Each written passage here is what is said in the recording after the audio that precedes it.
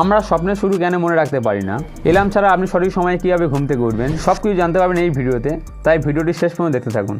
Number 4, মানব ব্যবহার উপরে একটি সার্ভ অনুযায়ী মানুষের মোবাইল হারিয়ে ফেললে মৃত্যুর সময় যেরূপ চিন্তিত এবং আবেগপ্রবণ আচরণ করে ঠিক সেরূপ আচরণ করে। ফ্যাক্ট নাম্বার 3, রাতে ঘুমানোর সময় যদি হঠাৎ করে আপনার কোনো মানুষের কথা মনে পড়ে তাহলে সেই ব্যক্তি আপনার খুশির কারণ, অথবা সেই ব্যক্তি নিশ্চয়ই অতীতে আপনাকে আঘাত করেছিল। ফ্যাক্ট নাম্বার 2, ভোরবেলা যে সময়টিতে আপনি ঘুম থেকে উঠতে চান সেটি যদি আপনি আগের দিন ঘুমাতে যাওয়ার আগে 10 বার নিজের মনে পুনরাবৃত্তি করেন তাহলে কোনো এলার্ম ছাড়াই আপনি সেই সময়টিতে জেগে উঠতে পারেন। এটি মানুষের অবচেতন মন এইভাবেই কাজ করে থাকে। নাম্বার 1, আমরা স্বপ্নের শুরু কেন মনে রাখতে পারি না। মূলত আমরা ঘুমের আরাম স্টেজের স্বপ্ন দেখি। এই পর্যায়ে আমাদের চোখ শুধু নড়াচড়া করে, শরীরের বাকি অংশ স্থির থাকে বলে আমরা যখন স্বপ্ন দেখি তখন আমাদের শরীর কোনো প্রতিক্রিয়া করে না। এমনটা না হলে ঘুমের মধ্যে হয়তো স্বপ্নের মধ্যে দৌড়াদৌড়ি করতাম। তবে ঘুমের সময় মনে রাখা সহজ হয় না, কারণ সময়ের ব্যবধান, ঘুমের মাত্রা এবং বিভিন্ন কারণে স্বপ্নগুলি মনে রাখতে পারি না।